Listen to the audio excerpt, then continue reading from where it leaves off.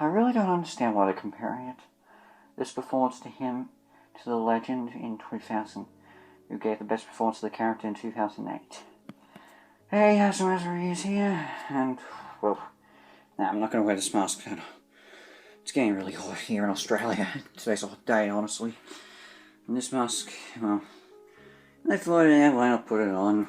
It's a bit of a horror mask, and well, you all know how much of a terrible character this guy can be. This bad guy, he can be really scary at certain points, so why not? I might just leave it like this.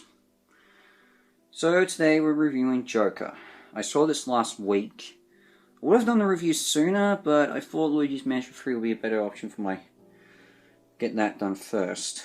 Now, so yeah, this is a bit of a catch-up review, but you know, I saw it, so why not do it? Saw it with my brother last week. Yeah, actually a day last week. A week and a day, actually, so 8 days ago, so yeah, and what do I think of it? It's okay. Well, we'll get into that later, but this is basically an origin story of the Joker. This is a different version, not the one from the DCEU, a separate version, directed by someone from the Hangover movies, one of the guys from the Hangover trilogy, which I've not seen. Not seen any of the Hangover movies. Maybe a long time before I ever get those a go. But anyway, well, so this tells the story of the Joker, or as this movie, or before he became the Joker, his name's Arthur Curry.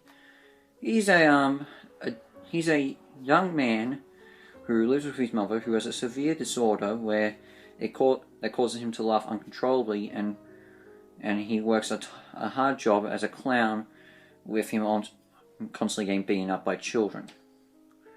And the first scene actually shows him getting beaten up by kids. Graphic. He tries his hardest to make ends with his job, but it doesn't work out, and he eventually gets fired. And on the night he does get fired, after he's accused of buying a gun when he actually was given to one of his co-workers, he attacks a couple of members who work at Wayne Enterprises, and kills them. This causes massive debate around the community of Gotham City, with some regarding him as a hero, some regarding him as a villain. And slowly but surely, Arthur Curry becomes more crazed and demented as he starts to embrace becoming more of a psychotic person, as he loses his opportunity to get medication after his support network shuts down, and slowly but surely we see him become the demented clown prince of crime. This is set in the 1940s, and honestly, I don't know. I'm not a big fan of the way Gotham City looks in this movie. Yeah, it's a tough call. I've seen great Gotham Cities, but this is my favorite. Looks okay, not the best. Of course, the main thing people are talking about is Joaquin Phoenix as the Joker, and I'm going to say this. Yeah, this is a great Joker. Definitely better than what Jared Leto did in Suicide Squad. Yep, and I even say he's better than Jack Nicholson as Cesar Romero. Phoenix does an amazing job as the Joker. It's different, but it's also, once again, like Heath Ledger in The Dark Knight, he borrows elements from previous Jokers, but also adding his own unique twist to it. This Joker isn't more of a psychopath from the beginning, or just a random criminal. We see him become that because of the events that happened to him. And I gotta admit, I wouldn't mind if this was the actual. This actually seems like a pretty decent idea for a comic book telling the Joker's origins. This is a great origin story. We see the evolution from where Phoenix's character starts to where he ends up. I mean, of course he spirals downhill, but mostly I don't mind stories like that. So yeah, I gotta admit, I appreciate the way Phoenix plays the Joker, but I don't consider him better or even on par with Heath Ledger. In fact, I don't even... Well, Ledger and Mark Hamill, I consider them way higher as the best Jokers I've ever seen. Phoenix, as I said, he's better than Romero, Nicholson, and definitely Leto, but I don't say I can put him in the caliber as Ledger or Hamill. So, yeah, Phoenix is great, but he's not my favourite. The makeup's actually pretty good, honestly. I found the makeup handled pretty well in this, and when the Joker finally, and when Phoenix starts to finally develop the way he puts on the makeup as the Joker, that's obviously pretty cool. As I said, it's not... I mean, I like Ledger's makeup a bit more, but I honestly think it's a much better creativity than, say, Nicholson or Leto. I feel like they were a step backwards because they just felt way too similar to what Romero did in the 60s Batman show and movie. I'm not counting Hamill in this because he's animated, so that's a different sort of reason, but yeah, I think Phoenix's makeup as the Joker is handled pretty well. And I gotta say, some unique ideas with the Joker in this Joker movie are pretty cool, especially the fact that he has the disability that causes him to laugh uncontrollably at unfunny moments, and that's actually a pretty cool idea. You never would have expected it, and they handle it pretty well. And there is at least one twist to this movie that I actually kind of liked. It's got something to do with one of the people that Phoenix's character meets along the way, and his real relationship with that character. I'm not going to spoil anything, but it's just got something to do with the relationship between Phoenix and the character. It turns out to be a bit more one-sided. Honestly, I'm not going to say, but I'm not going to reveal any more of it. But that's a good twist. The other twists in this aren't that really good. I mean, I don't really mind them. They're not bad, but basic. Yeah. Alright, I'm just going to be honest. The story in this, I'm not a big fan, honestly. As I said, it's a good idea, but I'm not a big fan of it, honestly. And the ending, a lot of people are complaining about the ending and how this connects to Bruce Wayne's origin story as Batman. And yeah, I feel like it's a bit unbelievable that just the events that the Joker does at the end can lead to what results in the birth of Batman. Yeah, I mean, I agree. It seems not the best. I don't find it that believable. It's not awful, but I don't believe that what the Joker did resulted in the deaths of Thomas and Martha Wayne. Yeah, I really don't believe it. In fact, there's a belief that there is a connection between Joker and Thomas Wayne. That gets quickly resolved later on, and the scene where that does get resolved, Phoenix steals a medical file that belongs to his mother that tells him the answers. And I'm just going to say this, that's got to be one of the worst ideas ever. I think, why didn't they catch him? The security guard should have catched him. It's so strange. I'm being honest. I really don't understand why they didn't catch him.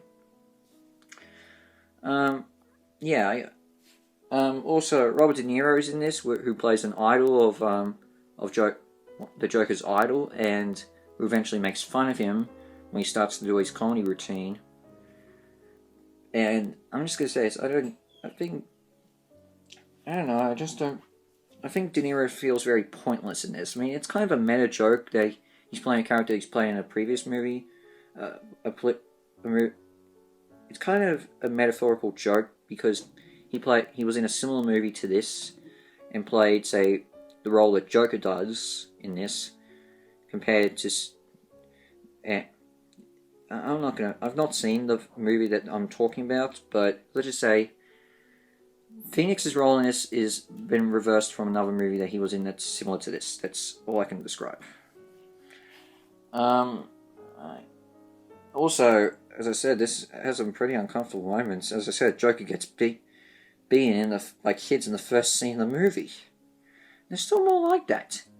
Some of the murders Joker does are pretty graphic, especially one of a murder in the hospital. I'm not going to say when that happens, but that definitely creeped me out. And there's some scenes where police beat random clowns masquerading as the Joker. Well, being influenced by him. Yeah, that can be really uncomfortable. I mean, this is an uncomfortable movie, and they don't. I don't know. Just some of these scenes can be really too graphic. Honestly, I really can't describe it. It's just strange. I mean, they make sense, but yeah, I really don't understand it. Yeah, they make sense, but there can be too many uncomfortable moments which can creep out other people. And as I said, that opening scene, I don't know if that was the best scene to open up. That could have been something else.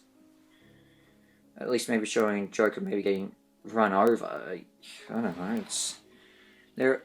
I don't know if there is any easier way to describe what Joker's life is before the events of the movie, but yeah, there are. I don't know. There could have been other options. But overall, I don't know. I consider this a mixed bag, honestly. This movie reminds me of my thoughts on Mary Queen of Scots when I saw it. I found things I liked, but things I really didn't like. And, well, this movie has got a mixed reception, and I can understand. I mean, the positives seem to directly go to Phoenix's performance, which I agree is great. And a few other things as well. As I said, I like the makeup and some of the unique ideas with this. Like I said, the reason why he laughs uncontrollably. But yeah, you gotta have an acquired taste of this movie. It's not, and I don't know. I really don't consider this DC's best movie of the year. It's got their best performance of an actor in their movies of the year. That's easy to say, but honestly, even though I've not seen Shazam, I recommend that be the better experience. So, yeah, if you had to pick one of those two movies for best DC movie of the year, you probably should pick Shazam, honestly. And I'm not sure whether it probably won't tie into the DCEU, but probably might create a series based on this movie, which I wouldn't mind seeing. Because who knows, maybe we might eventually, if there is a series, we might see Harley Quinn in this. I wouldn't mind that. I mean, I love Harley Quinn. But, yeah, it's kind of unsure what's going to happen with this. This might be just a standalone movie. Could be a series, but I definitely don't think we'll see this as part of the DCEU. I mean, I'm not sure if Jared Leto is still playing the Joker after the backlash from Suicide Squad, but we'll just have to wait and see. But as I said, I'm not a big fan. Honestly, I'm not a big fan of this movie. It's got a great performance, and some great makeup work, and some unique ideas. But overall, I just don't think it's for me. So in the end, I'm going to give this a 4.5 out of 10 stars. As I said, great performance from the main actor. Just the rest of the movie couldn't follow up. So what am I going to review next? Well, next up is Terminator Dark Fate. That's easy. I already said that before. But after that, not sure. I might try a book or go back to video games. So yeah, I'm not sure what's next, but after Terminator, but you know what to see me next for. Well, Handsome Man's Reviews is out, and I promise that next time you won't see this mask. Promise. But you might see me wear something else to fit in the mood of the movie. So, see you later. Catch you later for the Terminator. I'll be back.